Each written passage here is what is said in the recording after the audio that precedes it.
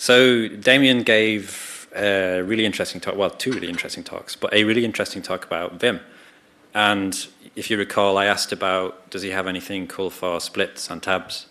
And unfortunately, he doesn't, because that's not the way he works. But it's the way I work. And I find splits and tabs really useful in Vim because I treat Vim tabs and splits like some people treat browser tabs. I have them open for years.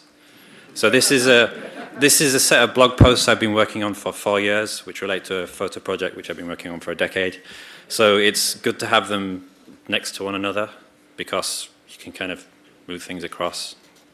But imagine if you're working on code, you have a test in one split, a module in the second split, a role in the other splits.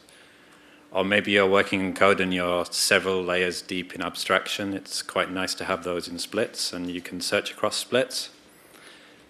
And you can make them bigger, and you can move them around and do lots of useful things with them. But if you're treating this like an IDE, you need to be able to get back to where you were. So like I said, I have sessions that I have had open for years.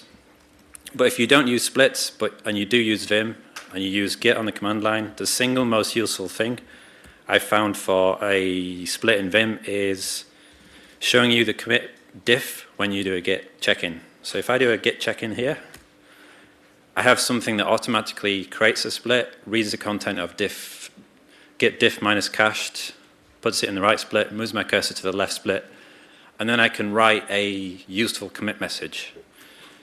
And this gets onto something that Gene Hack was talking about today, which is commit messages. And I think the example commit message was change submission from get to post, and then some ticket reference there. And I think it's a good commit message, but it's not a great commit message. And does anybody know why it's not a great commit message? It doesn't tell us why the change was made. So imagine if you're looking at this from the point of view of, say, a junior dev or somebody non-technical or whatever. It's useful to know why you've made that change. And I'm not going to fill it out here, but what I would put there is obviously URL truncation, not showing query params in the access logs. Just something that takes about 30 seconds to write. And that's why I split it, because often I have these not tiny commits, but not huge commits.